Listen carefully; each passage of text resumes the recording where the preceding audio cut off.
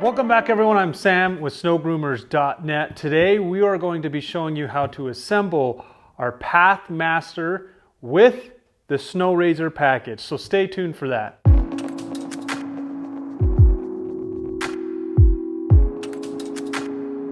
So it's important to note that there is a left and right side for these drawbars.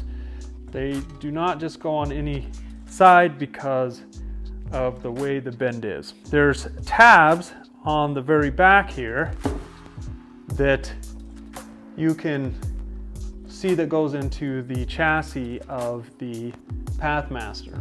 But one thing that's nice is this sticker right here goes on the outside of the bar, not in the inside. So keep that in mind, which means this one is going to be the right side and the other one's going to be the left side. Get some grease.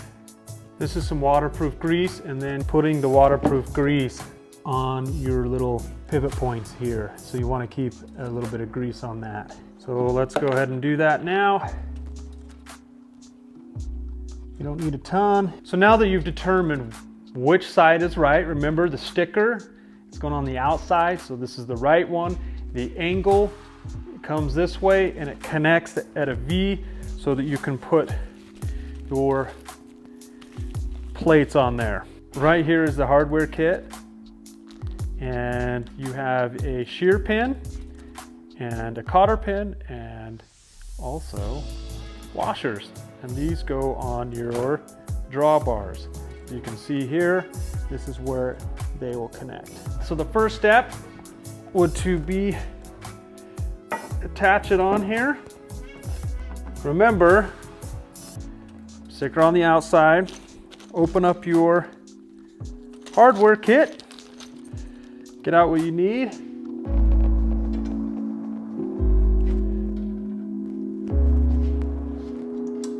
All right, so we put a washer right there and put in your cotter pin. Do that on both sides. The next thing you'll need is some pliers.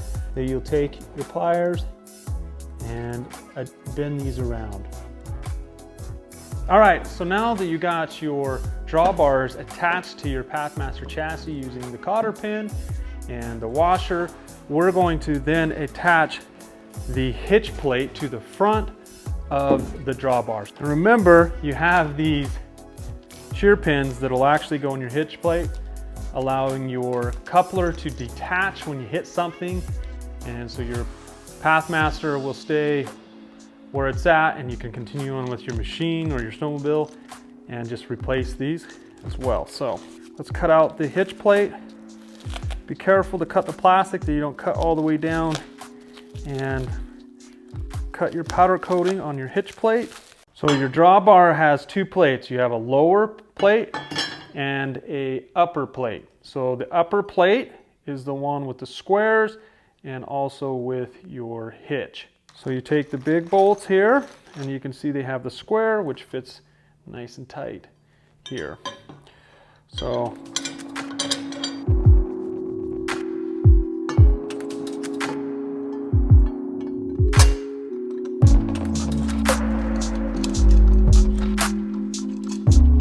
now that we installed the plate for the hitch plate for the drawbars, we can then now install the coupler. So this is what's going to hitch to your vehicle, so your snowmobile or your ATV, UTV. We have two different types.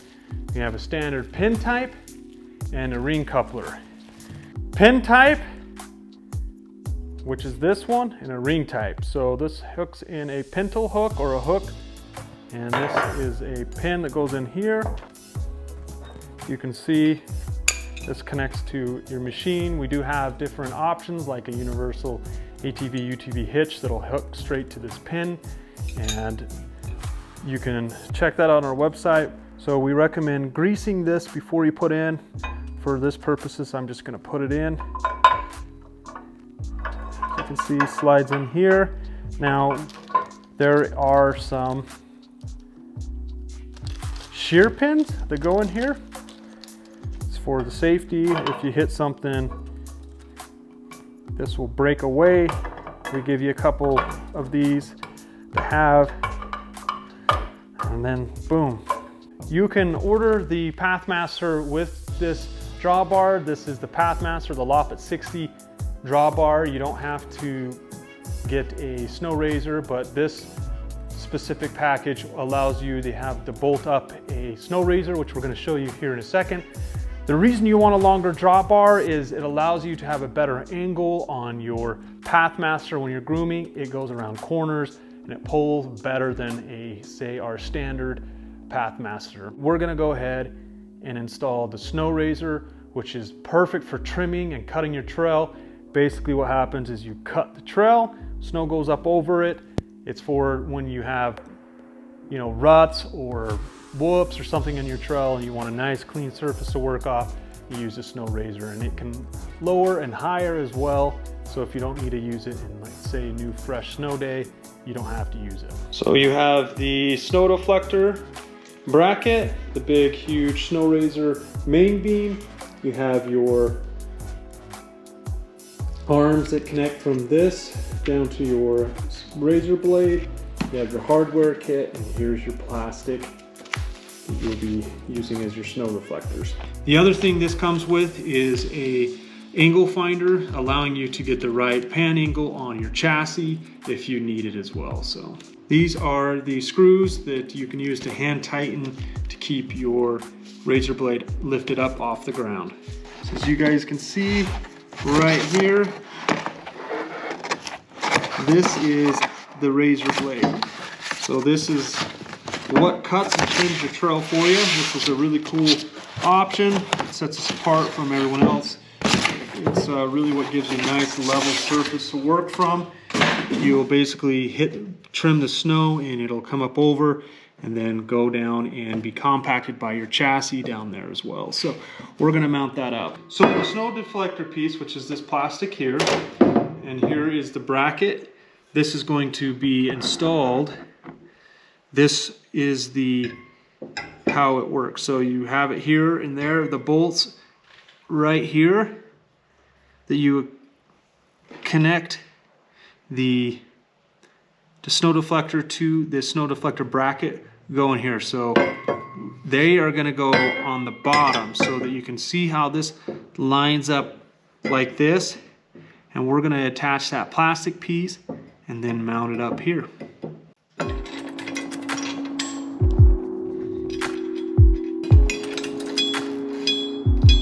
All right, now that we have our drawbars tilted all the way back, so you can see they're rotated, we have the bottom of this snow deflector bracket, and it has all of the holes on the underside.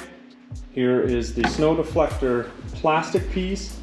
It's got the rough side, which goes up, and the shiny side, which is slippery, goes down. So when you're installing this, this is what you want it to look like, the shiny side down. All right, now that you got the snow deflector plastic piece installed, we're gonna now take the drawbars and move them back down to show you. Remember, the slippery side is on the bottom, the rough side's on the top. We're gonna now install the Snow Razor blades. The last piece, you wanna make sure your drawbar is up off the ground. You can have a 16-inch block or something like that so that you have room to work with when you're basically installing the Snow Razor. So you have a big Snow Razor main beam that's gonna attach to each one of these drawbars. You may need to loosen your front hitch plate to kind of wiggle things around if it doesn't fit quite right. That's an option. So we're gonna bolt this back up onto this, and it's pretty heavy, so you know, be careful. So you have bolt here. I'm gonna attach the nut.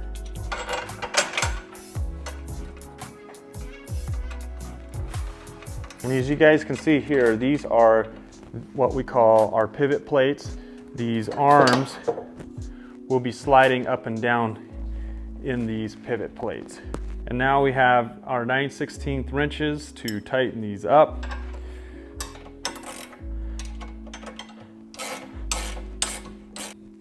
All right, the next step is to get the arms on the blade, and we need to remove this right here on these. Now, there is a left and a right, you guys, and on the inside of this, we have stamped a R or an L for left or right, and the sticker side goes on the outside.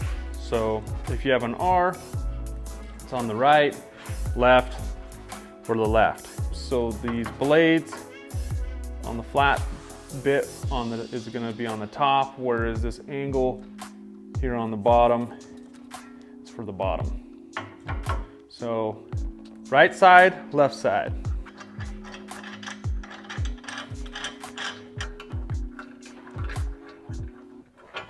You can tighten those up if you want the blade to stay a certain angle. The goal is to get the blade to be kind of flat down on your snow as you're grooming, and so that way it'll cut your trail. Because if it's too loose up here, what it'll do is it'll take your blade and get it at a sharp angle and like almost be like a plow, but you want it to cut. So if it starts doing that, that means you need to tighten up these bolts. But for now, so that we can get it to move around in this, we're going to keep them loose. This is when you want to make sure you either have a big enough block to have your drawbars high enough, or have a second pair of hands. And slides down. You have these handles that have a screw on them that go into the back of this, and what that does is it keeps your arms in place. So when you're not using the snow razor while you're grooming, you can keep it up off the ground and out of the way. So when it's deep snow or fluffy powder, you actually don't need this razor blade, and you can pull it all the way out of the way. All right, guys, that's it. This is what it's supposed to look like when you're down on the ground here. We'll pretend this is snow. You drop it down. You want it to be flat like this on the surface of the snow, so the snow goes up over it, hits your deflector, and then goes underneath and gets compact again. So this will be ripping up your trail. It's perfect. This is something that's unique to snow groomers. It's one of our little secrets to be able to make a perfect groom trail. Once the trails, or the snow's hard or ripped up or rutted out, you can always use this razor blade to freshen your snow up and then give you a nice packed surface out the back. Then you have two bolts on this pivot plate.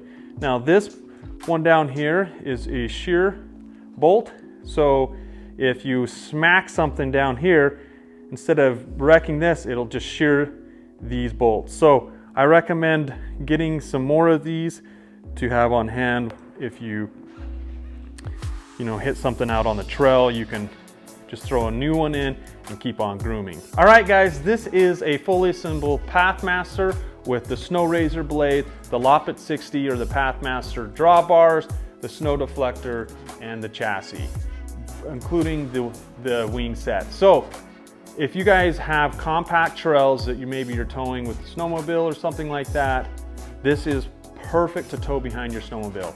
It will groom up to a 44-inch wide path, and it'll give you nice level surface, compact, and corduroy at the back. So perfect for all sorts of conditions. Recommended to be pulled behind a snowmobile. And if you guys have any questions, please visit snowgroomers.net or hit us up in the comments below. And thanks for watching, and we'll catch you guys next time.